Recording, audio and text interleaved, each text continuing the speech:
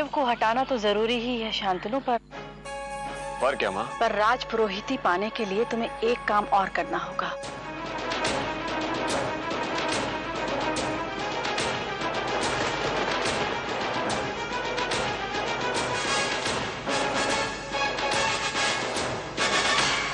ये सब उन लोगों की पुरानी परंपराएं हैं। राज पुरोहित के मरने के बाद राज पुरोहिताइन को सारे अधिकार मिल जाते हैं। काम मुश्किल जरूर है पर तुम्हें करना होगा शांतनु। आप फिक्र मत कीजिए, सब कुछ वैसे ही होगा जैसे हमने सोचा। बहन जी, 28 साल पहले इस परिवार में एक बच्चे ने जन्म लिया जो हमें पता था कि मरा हुआ है, लेकिन अब पता चला है कि वो जीवित ही पैदा हुआ था। क्या? लेकिन उसकी माँ ने उसे त्याग दिया था। त्याग दिया था? एक ऋषि ने श्राप दिया था कि ये कुल विनाशक होगा। मेरी बहू के मन में डर बैठ गया और उसने उस बच्चे को त्याग दिया। पर अब क्या? अब वो बच्चा वापस आ गया है।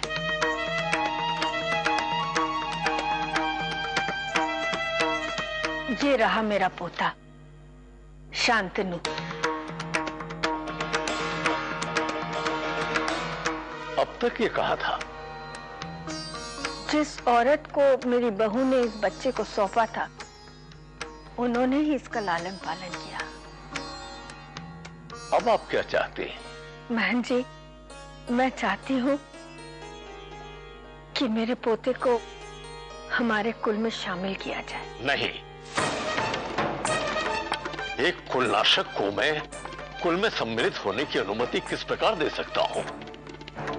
ये आपके संपूर्ण कुल का विनाश कर सकता है।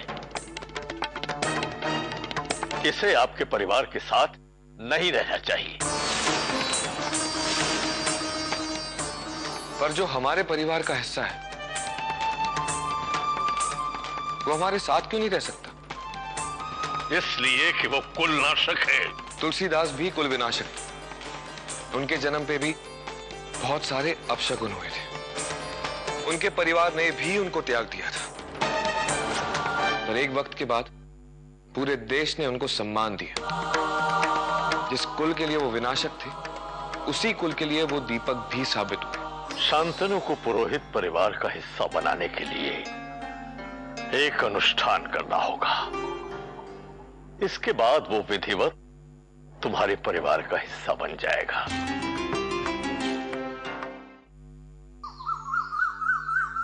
उस दिन तो मेरे साथ पुरुषोत्तम की दुकान पे गया था ना, हमने जब वो सोने का झूला देखा था। हाँ हाँ, वो बाल गोपाल वाला।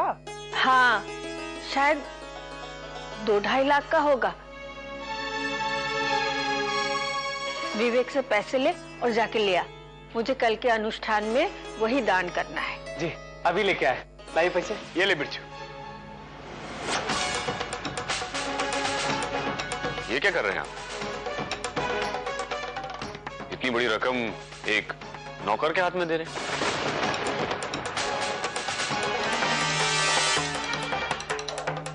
बिरजू नौकर नहीं है शांतनु भैया। बिरजू हमारे परिवार का सदस्य है, मेरे साथ पला पड़ा है और मेरे लिए एक भाई जैसा है। हाँ शांतनु, बिरजू हमारे ही परिवार का हिस्सा है। मुझे पता नहीं था कि तुम इस घर के बेटे जैसे हो। कोई बात नहीं भैया।